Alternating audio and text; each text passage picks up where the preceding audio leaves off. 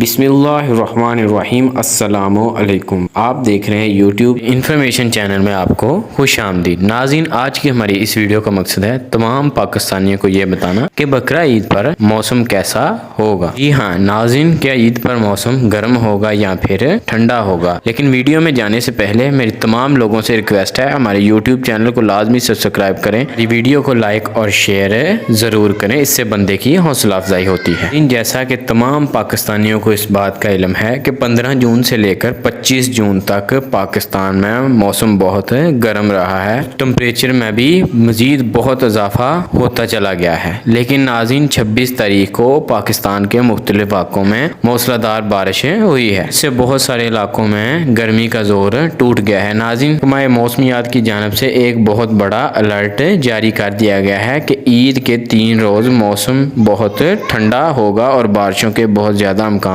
ہوں گے۔ ناظرین، آپ کو ہماری ویڈیو کیسی لگی؟ ہماری ویڈیو کو لائک اور شیئر ضرور کریں تاکہ آنے والی اپڈیٹس کے بارے میں آپ کو مکمل رہنمائی مل سکے۔